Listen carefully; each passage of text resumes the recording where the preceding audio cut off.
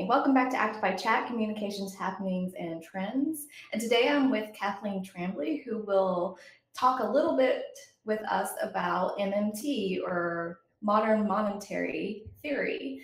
So Kathleen, welcome to the program. Thank you. Thanks for having me, Amanda. Yeah, no problem. I'm glad you're here. So kind of first off, how did you get interested in this subject?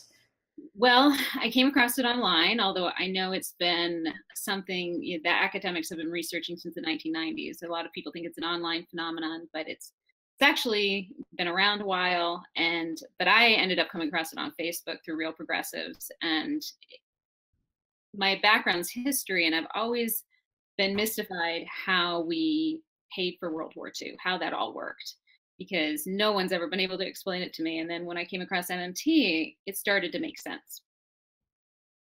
So, could you kind of explain to us? First of all, I got to kind of insert a little joke. So, you're telling me that Facebook actually provided you with some useful information? Yes, and not fake news.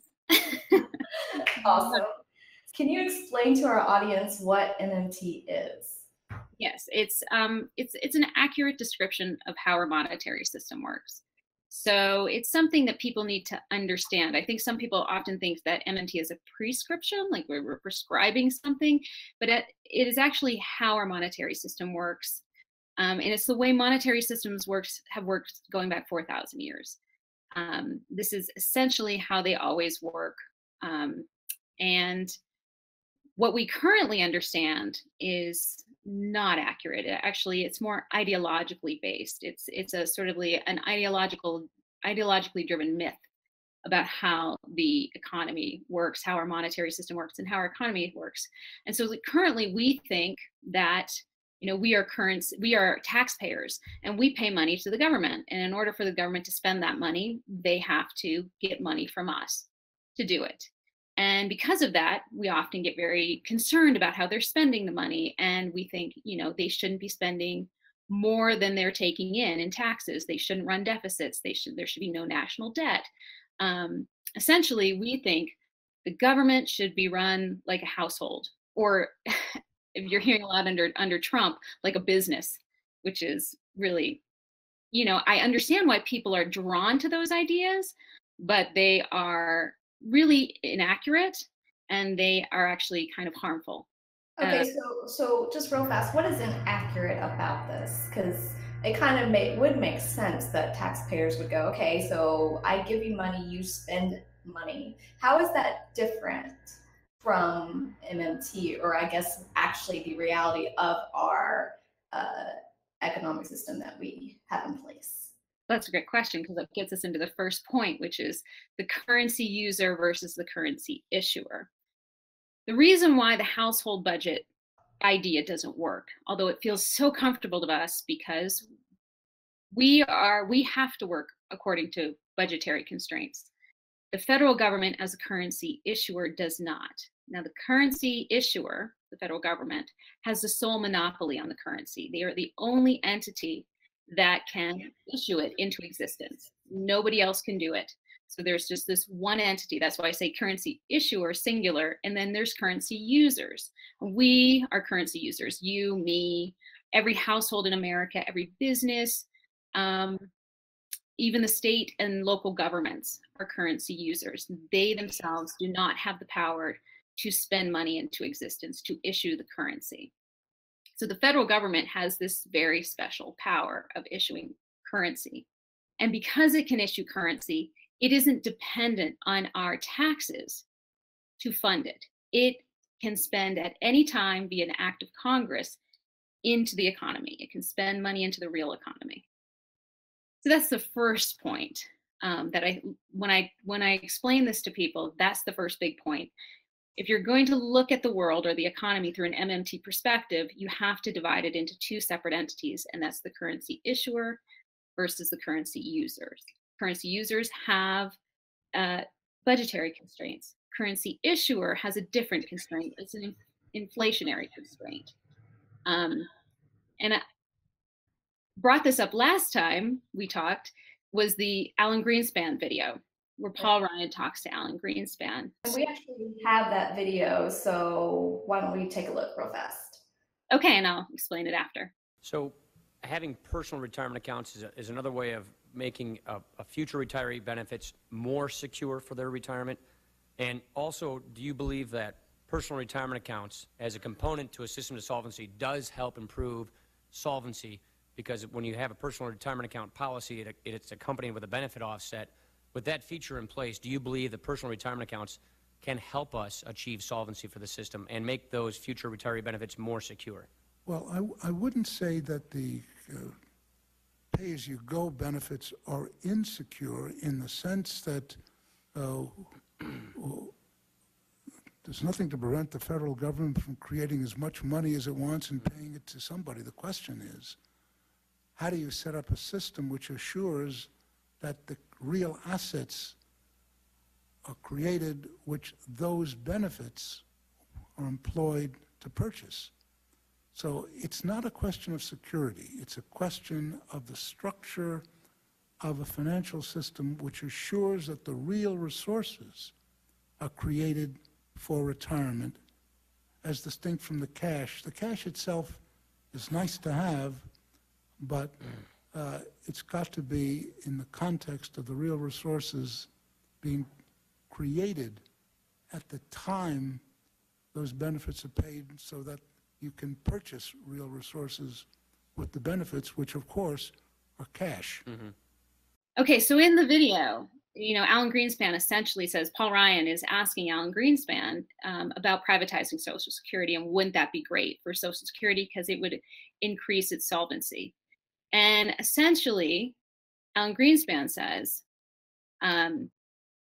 well, not really, because there's no problem with us creating the money. So it's not an issue of solvency for Social Security.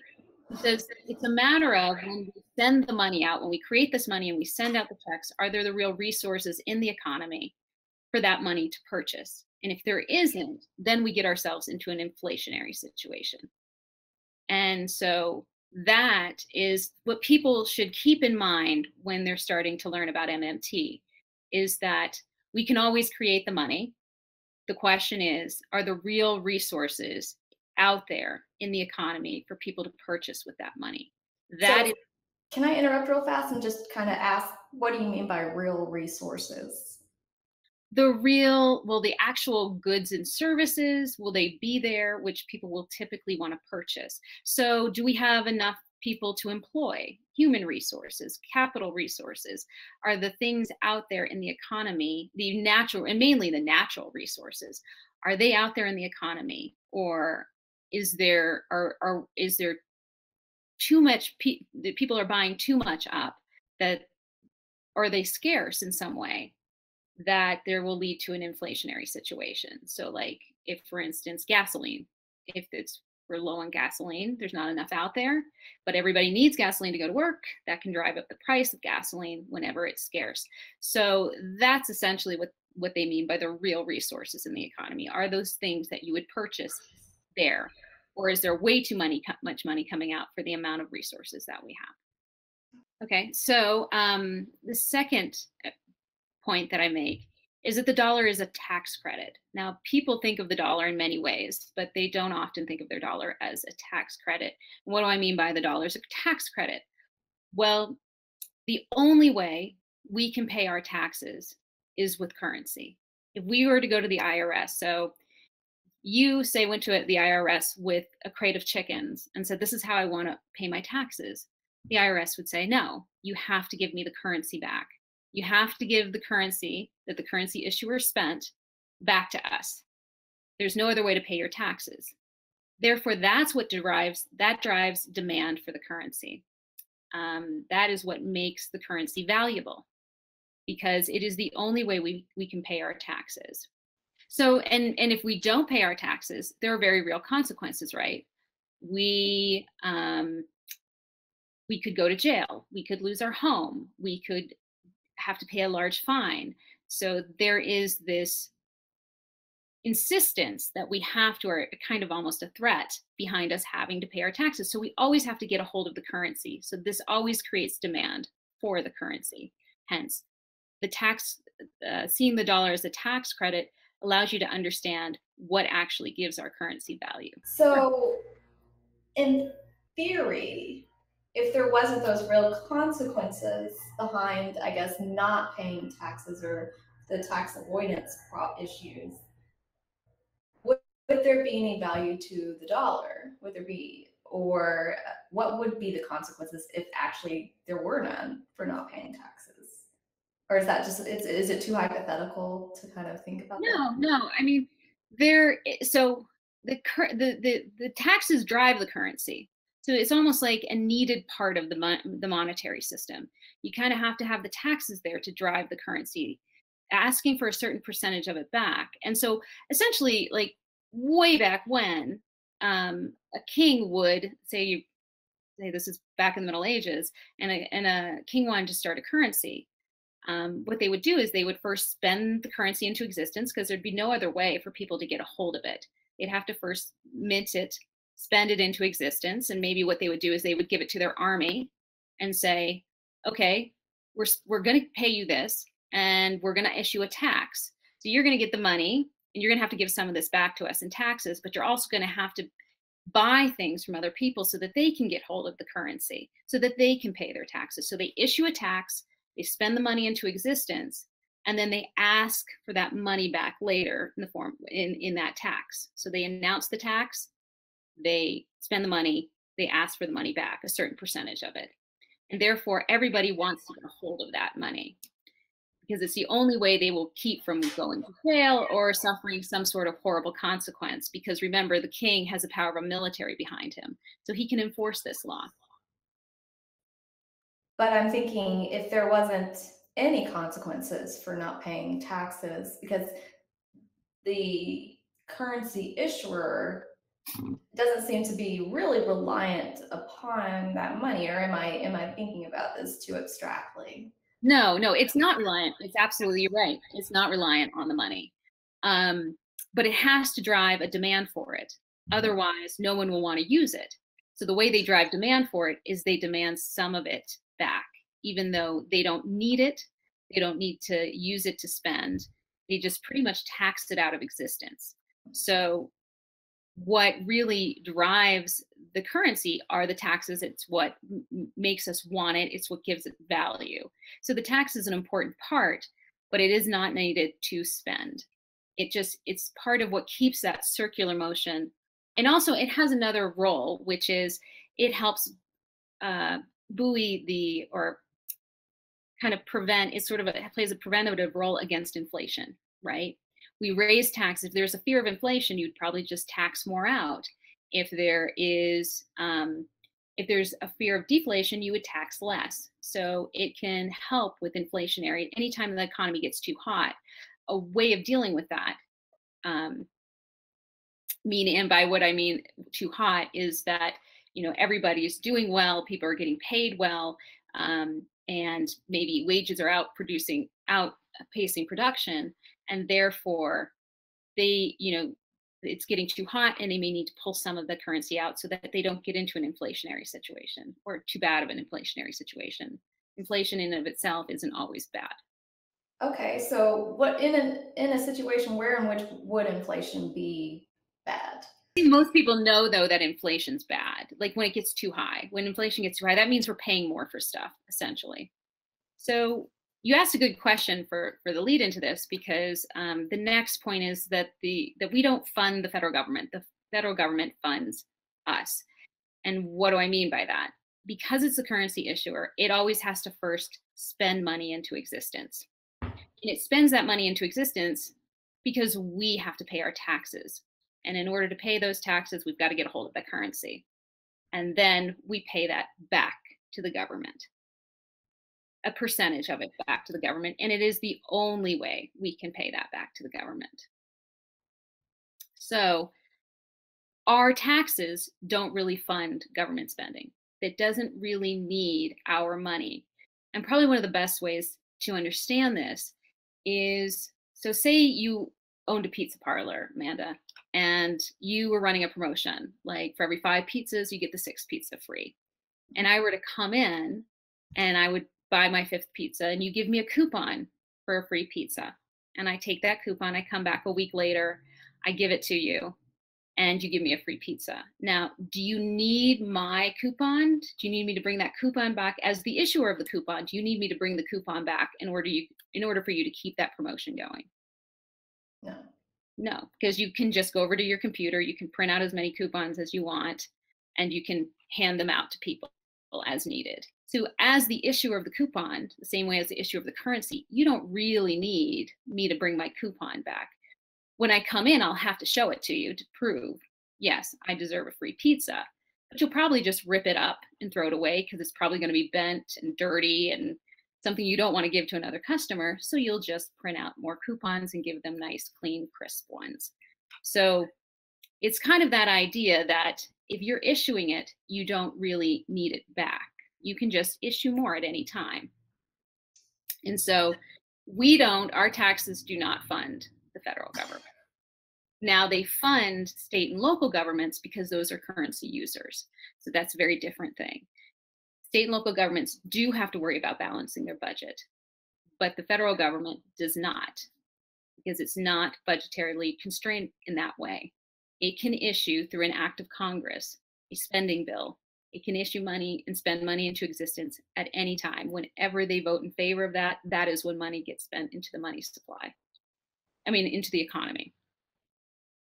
No, I think that makes a great point, kind of the analogy with the coupon. I think that really puts it in a lot more tangible.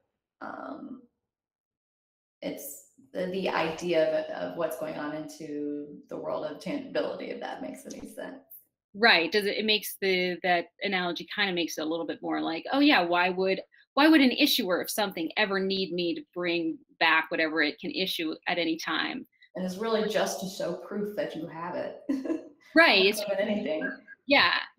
And so it's very different than state and local governments that actually use the currency and need that currency and need to balance their budget with it by when they spend, taking in revenue via taxes.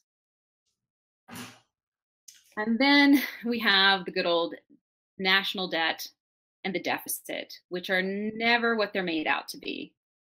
We have a very different understanding of the national debt and the deficit than it's not the full picture. We're getting half the picture of what the national debt and the deficit is. So could you kind of explain to us kind of where we're currently at as far as the picture that we have and then the reality of the situation? Yeah, sure. We think the national debt leads us to believe that we're, spending more than we should be, that the government is not being responsible with its money. It's running a deficit, because when we run a deficit, we are not being responsible. So the federal government must also not be responsible. And the same thing with the debt, since the deficit adds to the debt. We look at the national debt and we go, oh my gosh, this is just, how are we going to pay this off? This is a huge debt. And the same way we look at the accumulation of our own personal debt, we compare it to that. But what we don't. So real fast, can you kind of give us an explanation of the distinction between debt and deficit? So the deficit is when we spend more money into existence than the federal government spends more money into existence than taxes out of existence. The national debt is an accumulation of those deficits. Okay. So kind of like if you have a credit card and you have a car payment and you have a mortgage, you would consider your entire debt and all of those things put together, correct? That's your entire debt. So it's all the sort of deficits put together. Okay, so kind of what is the picture that we have, again, with kind of the debt and deficit, and then we'll go into actually what's going on with it in relation to MMT. From an MMT perspective, you have to look at the economy like as a balance sheet to better understand it. So for every deficit in the economy, there's a surplus. For every debt, there's a credit. For every liability, there's an asset. So when we look at the national debt and the deficit, we have to realize with the deficit that, yes, that's the currency issuer's deficit, but that means that the currency users have a surplus. Okay. So that means there's more money out amongst us, more money being spent in than being taxed out, more money out amongst us, the currency users, to get a hold of, to pay our taxes, to spend, to save to pay down debt. So whenever the government is running a deficit, that means more money is coming out to us. So whenever we're like, the government needs to be more disciplined and tighten its purse strings and do all of this stuff, what we're not realizing is we're saying no to a surplus of money that's coming out to us. Now, conversely, when the federal government runs a surplus, and now we all have this understanding, this false understanding, wrong understanding, that when the government runs a surplus, it's a really good thing. The government is not spending too much. It's taxing more in than it's spending out. It's being very responsible, and that surpluses help our economy. Well, not really. Because if I understand correctly, Mhm. because if there's a surplus, that means that there's really not much spending happening. Is Right. that accurate? That's absolutely accurate. And therefore there's a deficit amongst the currency users. And when there's a deficit amongst us, it's much harder to get a hold of the currency, and we become more dependent on credit, which means we go into personal debt.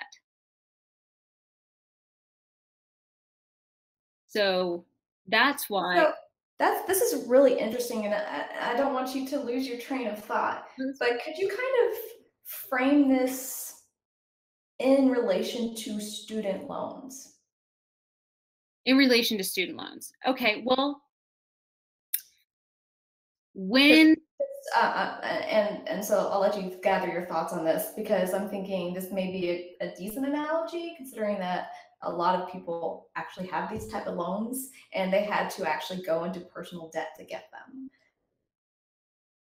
right, yes, well, I mean, like student loans or credit cards, they know that when Clinton ran a surplus, credit card debt began to go up out amongst currency users, because there was less money that the government was spending into the economy.